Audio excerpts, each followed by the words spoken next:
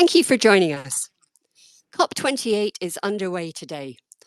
Fossil fuels are absolutely front and centre at this COP, because we must halve global emissions by 2030 to retain any hope of keeping warming to 1.5 degrees.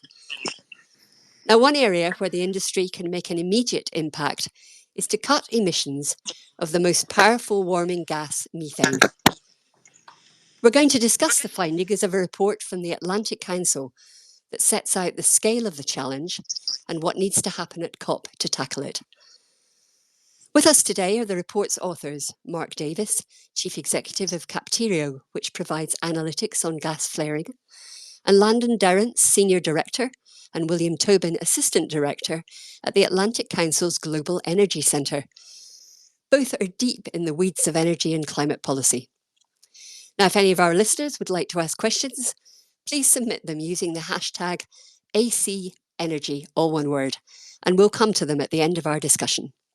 Now, turning to our panel. Mark, how does the oil and gas sector emit methane, and why is it so important to tackle these emissions?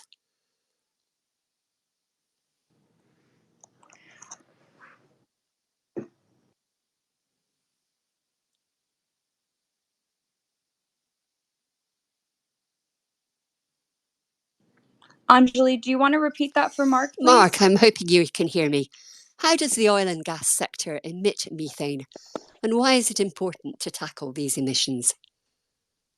Thank you, Angeli. I take it you can hear me, and what a fantastic opportunity to be on this X Space. Methane and flaring is a really critical source of emissions within the oil and gas industry. And flaring is the combustion of gas, mostly associated with the production of oil. And it's very topical because it's front and center of some of the discussions that we're going to be having at COP. And methane is a more potent climate gas, and methane comes from flaring, from incomplete combustion, but it also comes from venting and leaking. And venting is the emissions that come from operational equipment, valves, compressors, pumps, and tanks. And leaking is the unintentional emissions from equipment that perhaps isn't maintained as well as we'd like. But, big picture, this is a huge volume of gas that is currently wasted. To put a number on it, flaring plus venting plus leaking is about 260 billion cubic meters of gas. That is about 7% of total gas consumption. It's worth about $70 billion of lost revenue to host governments, and it causes somewhere between 2.6 and 6.8 billion CO2 equivalent tons. So, Angeli, it's such an important source of emissions, and it's a source that can be, for the most part, reduced today with proven technology, and it makes commercial sense to do so. And without solving flaring and methane, it's going to be a big challenge to deliver the Paris Climate Agreement. Okay, thank you, Mark, for setting the scene for us. Landon, what are the biggest hurdles to overcome in slashing those emissions? Is it technology? Is it money? What's happening here? Thanks, Angeli. It's great to be here and really excited to be at COP28, making sure that we advance the methane agenda, among other things. It's easy to gravitate towards the conversation around finance, but I really want to start with a key feature of the report, which is political will. When you look at the countries that are not taking action on this, and in a volumetric basis of where the methane emissions are emanating from, I think it's often a lot of countries that aren't thinking and don't have the capacity to engage on this constructively. So we're talking about Iran, Venezuela, Algeria, Nigeria, even countries like Libya that are in the global methane pledge. There's a capacity constraint, and there's a strong need for political will and signals from the top down for these countries to start acknowledging, one, that there is an issue, and two, then to move to the important conversation around financing. In our report, we talk about hundreds of billions of dollars that's required to address the methane challenge in the coming decade. The International Energy Agency sees a number closer to $75 billion to meet net zero 2030 near zero emission goals. So we're talking about significant money, but as Mark pointed out, there's money that follows this. So it's not all just a loss leader. There will be some challenges in some countries that require financial support to help overcome those hurdles. I think that we need to spend more time also thinking about the capacity building and maturing these economies that maybe aren't as ambitious as those that are already part of the global methane pledge. Okay, thank you. Will, moving to you. So we know the world needs to decarbonize. So how does that methane abatement requirement sit in the context of all the mitigation actions that do need to be taken? Sure. Thank you so much, Angeli. So I think just turning really quickly to the context for this COP, right? We all know that this COP is going to place a heavy hand on the oil and gas sector, and for good reason, right? So we have a significant amount of methane emissions which are being routed to the atmosphere derived from oil and gas operational emissions. And it just so happens that those methane emissions are perhaps the most cost effective, most rapid lever that we have to decrease emissions in the near term. And in fact, doing so, expeditiously, bringing methane emissions to near zero by 2030 in the oil and gas sector can have a fairly transformational effect, and bring about perhaps some of the most verifiable and most fast acting emissions reductions that we can generate. So it's quite topical, as Mark said, and it's also quite important. In fact, bringing methane emissions from the oil and gas sector to near zero by 2030 is not something that is a nice to have. It's in fact a must have. It's necessary in order for the globe to retain the trajectory towards net zero by 2050, in line with Paris Agreement goals. But that's only one facet of the manner in which methane emissions fit into broader decarbonization targets and initiatives. So methane, as you might be familiar, is responsible for about half. Um, some estimates will put it lower, but I've increasingly seen estimates of up to half of historical warming being caused by methane. So it's quite a potent greenhouse gas. It's 80 times more powerful than CO2 in a 20-year time span, and about 30 to 35 times more powerful than CO2 in a 100-year time span. So the first reason, apart from what I just mentioned, is simply the fact that methane is so potent. And the second way in which methane reductions fit into broader decarbonization targets, is simply the fact that we need a full suite of solutions from wherever we can find them. So that does not make methane separate from the fact that we need to implement vast improvements in energy efficiency, deploy clean electricity generation at scale, electrify end uses, reform the way that we use land, and remove carbon from the atmosphere. All of these solutions are all equally necessary.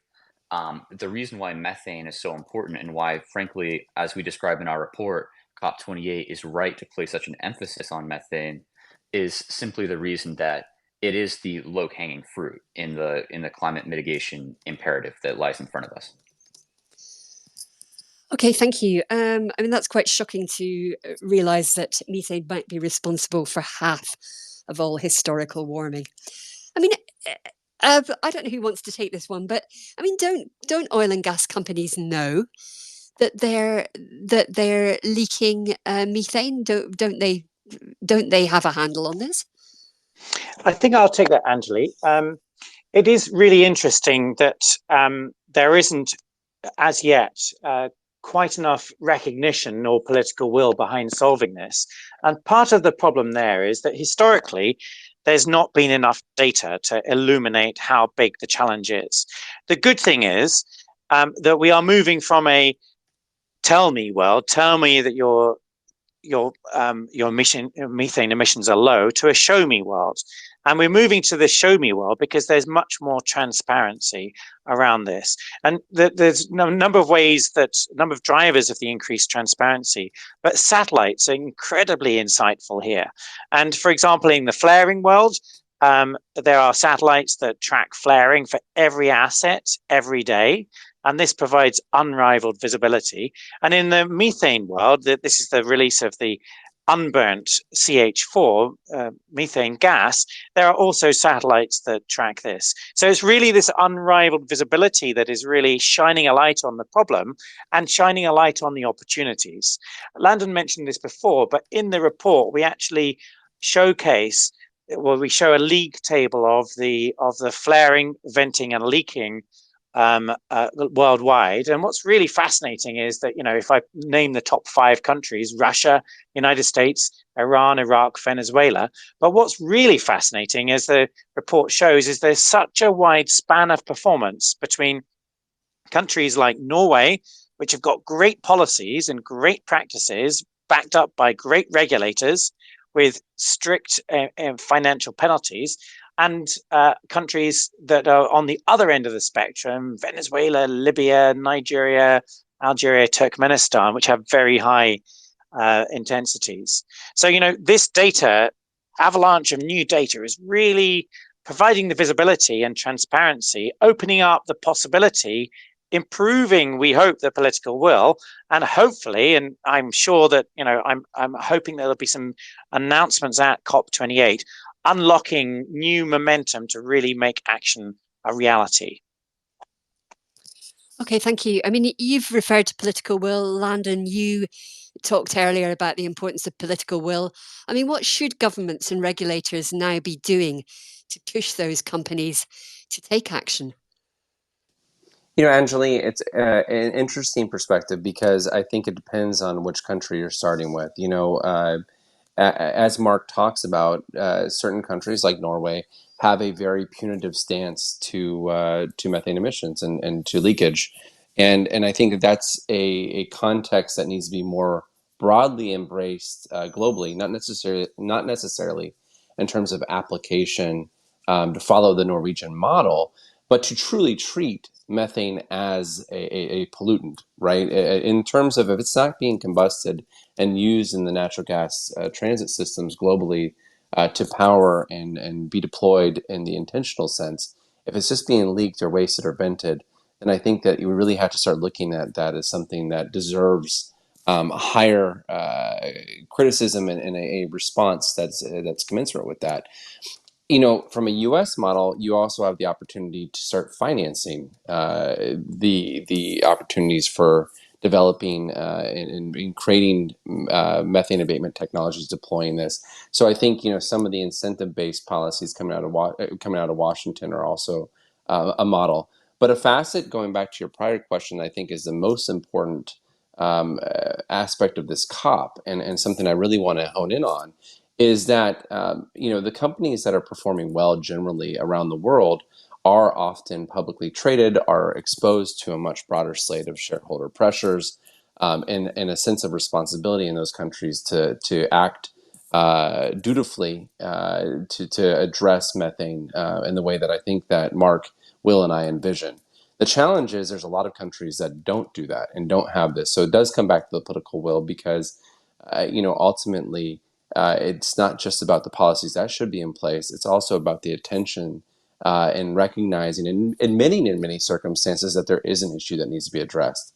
So that'd be kind of my approach. Is, of course, we need to be providing economic incentives, often punitive, to address waste, but ultimately we need to continue to raise the profile of this issue so that that countries are responding accordingly. Okay. Now, I mean, you've talked about funding there. Now, your report recommends that there should be a fund set up. Now, I guess there might be people out there wondering why on earth the oil and gas industry would need financial help to cut its emissions.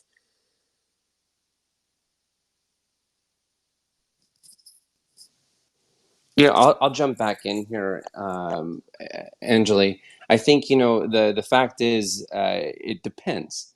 So in terms of cutting emissions, and if we look at the top 5 countries, when you look at it from a not an absolute term, but from an intensity basis. So, a measure of waste from flaring, from venting, and leaking per unit of oil and gas produced. It's often that these countries aren't deploying. These aren't the same companies. So if you're looking at the majors, the Exxons, the BPs, the Equinors of the world, they are deploying capital to address these. Now, can they do more? I think that there's a more nuanced conversation around that. But in many countries, take Algeria and Sonatrach, there's not even an awareness or willingness to admit that they have a challenge or that there's flaring. And frankly, actively, there's often a ardent lack of admittance because they don't want to recognize that they have a problem. And what we're trying to say is we need to use the momentum of a COP to articulate that there's actually revenues to be gained here, that this technology is readily deployable, that there are increasingly the global community is willing to get around this and help provide the technical capacity to and best practices to assist these companies and countries that maybe don't have the same resource base refocus and realize the economic benefits of best methane practices. I can also jump in here to provide a little bit of additional context and just build a little bit on what Landon said.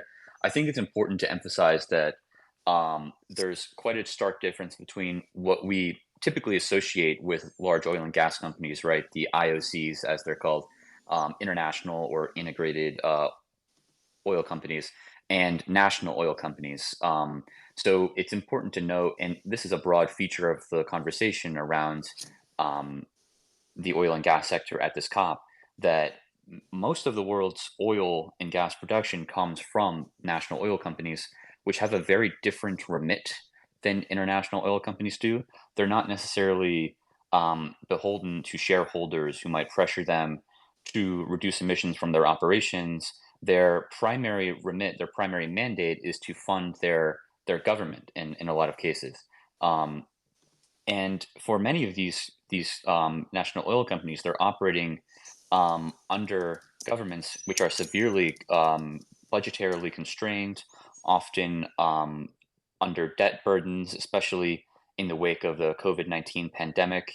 And it's very much necessary to square the business case for methane abatement with the urgency to do so from a climate perspective for those national oil companies. To the extent that we can tilt the business case in that direction for the national oil companies, it simply just benefits the climate mitigation imperative globally for everyone. And I would also add one additional point, and that's that there's a need for financial assistance in some cases for these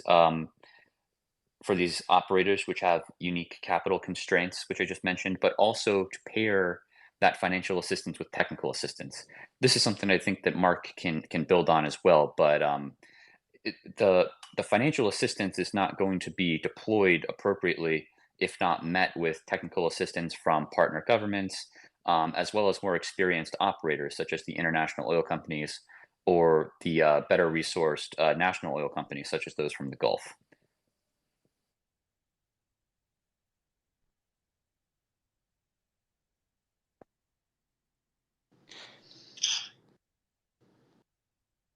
So to add on to what you were saying, Will, I think there's a real opportunity here, and if the remit of national oil companies is not accelerating their focus on and solving flaring and methane sufficiently today, well, I think COP will re-energize that remit and sharpen the focus. But there's a real opportunity here for regulation and international regulation to really help.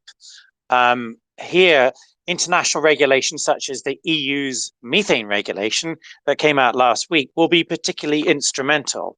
And what, of course, the EU methane regulation is saying is that the EU seeks to impose a methane performance standard on its imported oil and gas.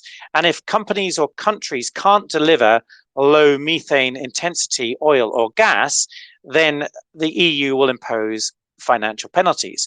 But you see, this is a brilliant opportunity for national oil companies not to pay a penalty, but rather to invest that capital at home to reduce their own emissions, increase their supply of gas to markets who are, at the moment at least, as we accelerate the transition, still demanding oil and gas, but also to generate revenue, to stimulate jobs, and to decarbonize.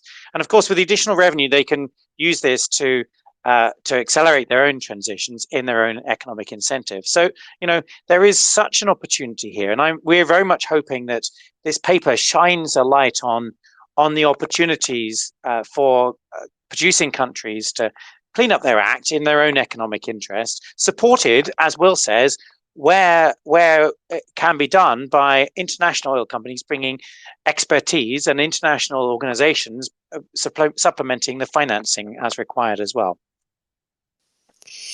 So there's an opportunity. So what we need here then, do we need knowledge sharing, good examples to be promulgated? I mean, how do we take that technology piece forward? That's right. There's opportunity here to share best practices. There's opportunity to showcase great examples where companies have delivered methane and flare reduction projects. And by the way, linked to the paper are certainly many good examples of where companies and countries have done the right kind of activities. But I think it's also beholden us to have broad-based, positive, constructive engagement to not only identify the opportunities but to figure out what the right technical solutions are. And very broadly, there are two technical solutions that can really help to reduce this flaring and methane. One is about capturing that gas and bringing it to market via, for example, pipelines, and another is to capture the gas and bring it to market via power generation. Both of these solutions are deployable today and are largely commercially attractive, and both of these decarbonize in the process as well. Really, it's a great opportunity. Right, lovely, thank you. Now, talking about actions that people are taking, we already have a global methane pledge. So are the GMP signatories themselves taking meaningful action, or is it everyone else that isn't? What's the lie of the land here? I can start. So we have some great data in the report, to plug our report again, on the methane intensity of oil and gas operations in global methane pledge countries and non-global methane pledge countries, which I encourage our listeners to check out. But in terms of actions which global methane pledge countries are putting forward, I might turn first to the example of my home country, the United States. I believe it might have been Landon or Mark that mentioned earlier how historically most of methane reductions have been purely voluntary, right? They have not necessarily been driven by regulation sticks. But the United States, through the passage of the Inflation Reduction Act, passed what I think is pretty aptly referred to as the waste emissions charge, which in the United States is essentially our first tax on a greenhouse gas, right? So what we've done here is we've matched the impetus to we've matched our ambition rather with some actual teeth.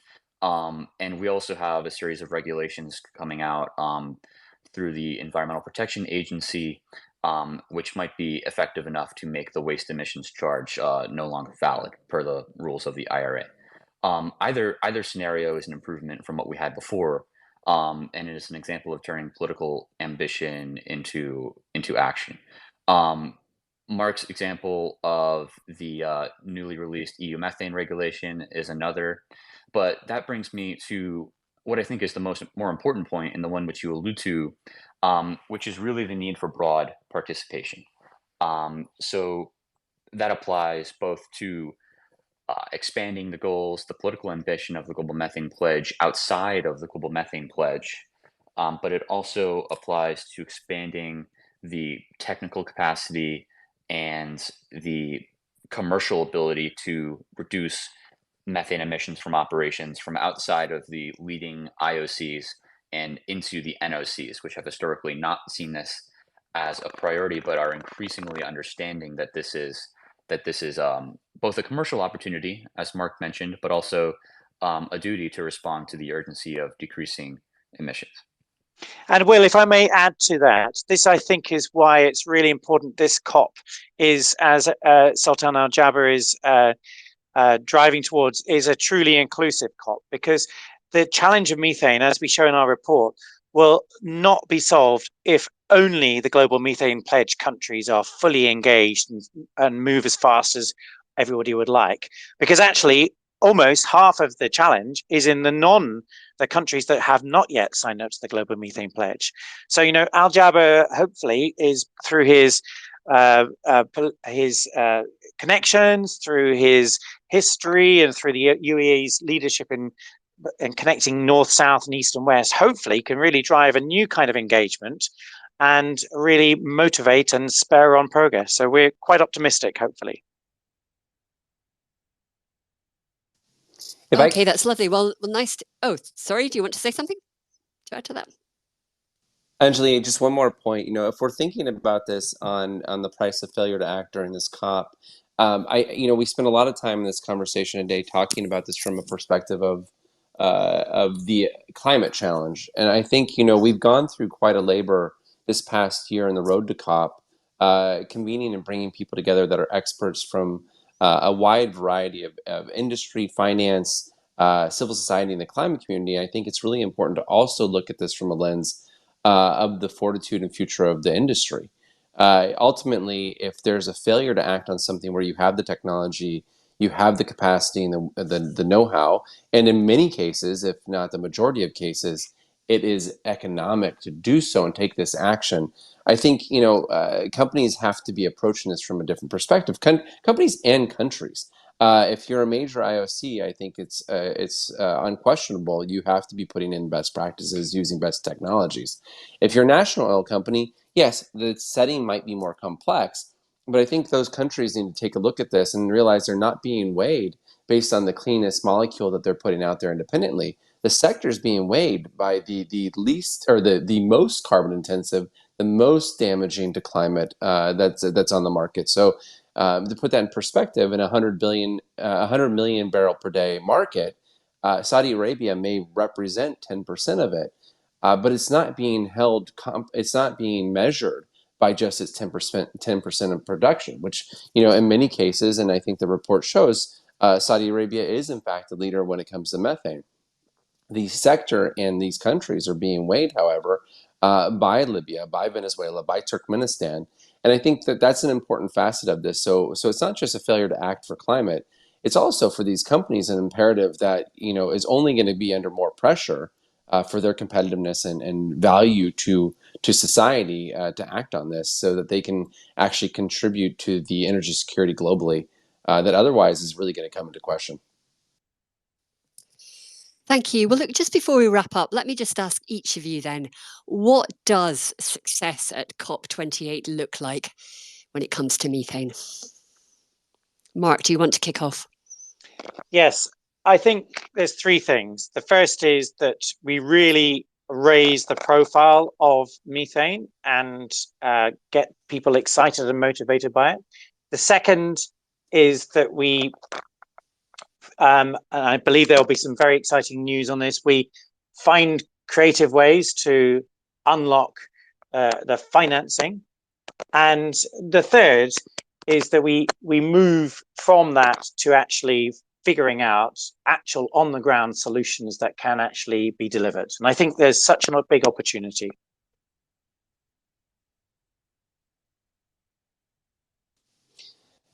Landon, Will, do you want to say anything on that? Yeah. So I'll jump in, and I think that we are looking from a perspective at this COP. We're looking for a transformational outlook from the national oil companies. There's been a charge from Dr. Sultan that's gone out to industry across the world, and there's talk of an oil and gas decarbonization charter that will absolutely capture methane as a component of this. Very excited to see the final disposition of the companies that commit to this. That take near zero methane 2030 as one of the benchmarks very seriously. And there's very few people that can have the status of both a minister and an oil executive to go to these countries and push for progress. And I think that we're strongly expecting that from Dr. Sultan and the leadership of the Emirates in the context of this event. And the second benchmark for success this week, strong momentum, as I understand it, on the concept of a global methane fund.